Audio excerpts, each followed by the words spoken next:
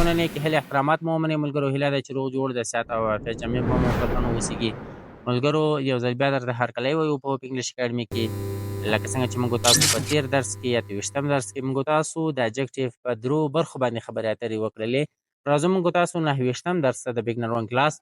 په 29م درس کې به موږ تاسو ملګرو اجکټیف درې برخې نورې هم وایو چې دغه اجکټیف به نور موږ تاسو پای ته رسوو او په راتلونکو درسونو کې به موږ تاسو د ور په هکله باندې خبرې اترې کوو.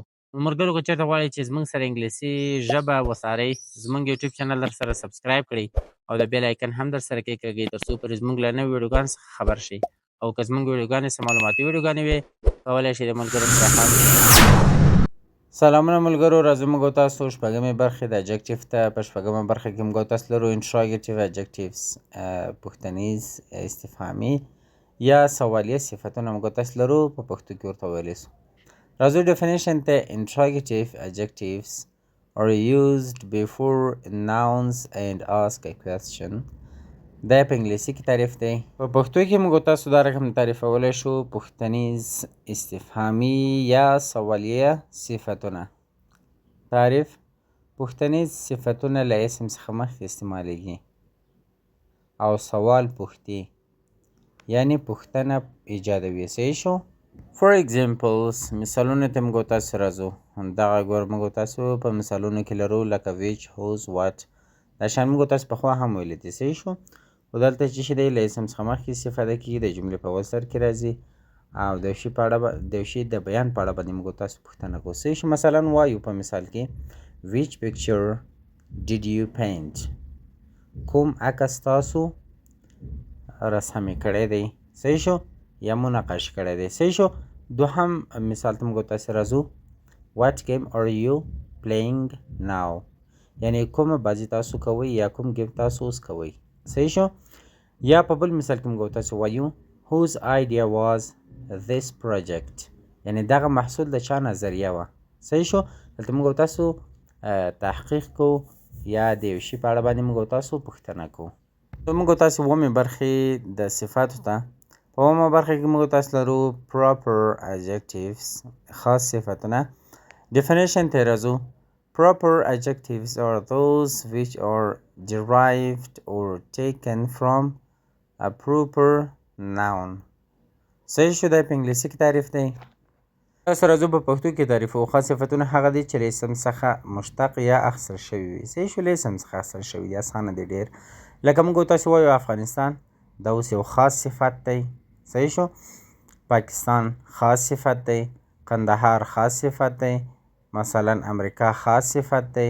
کونړ خاص صفت دی. دغه چې شي دي خاص صفتونه دي. صفت دا مطلب چې موږ تاسو د یو شي په اړه باندې بیان کوو. صحیح شو؟ بحث ور باندې کوو. مثلا موږ تاسو افغانستان. صحیح شو؟ دا چې دی اوس یو خاص صفت دی چې موږ تاسو د یو ملک په اړه باندې خبره کوو. صحیح شو؟ نو دغه چې دی له نوم څخه اخیستل شوي دي. راځو موږ تاسو ملګرو اخرنۍ برخې د صفاتو ته. په اخرنۍ برخه کې د صفاتو موږ تاسو لرو distributive adjectives، توزیعي صفتونه. راځو definition ته. distributive adjectives are used before nouns and indicate each person of a number or group. صحیح شو؟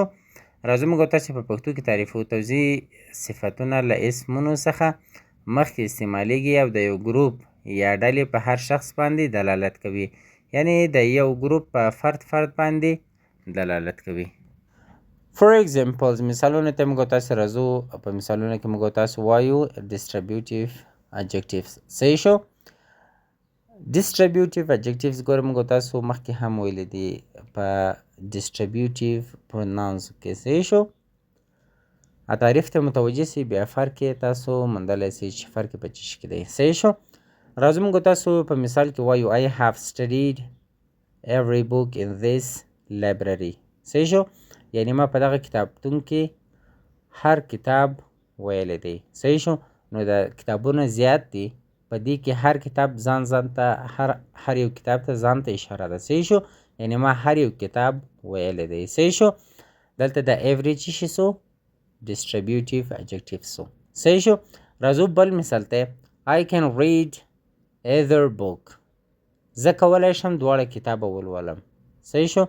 دلته نو څه شي دی؟ either پکې ډسټریبیوټیو اجکټیو دی. لنډ او مختصر تعریفونه او مثالونه مې درته درکړل ملګرو. بیا هم په کوم ځای کې چې مشکل لري کولی سئ په کمنټ کې پوښتنه وکړئ. انشاءالله موږ به تاسو ته جوابونه درکړو. زموږ ویډیو تر همدې ځایه پورې وه. د راتلونکو ویډیوګانو مو پر سپیڅلي رب سپارم. ښه وخت، ښې شېبې. الله مو حافظ او ناصر شه.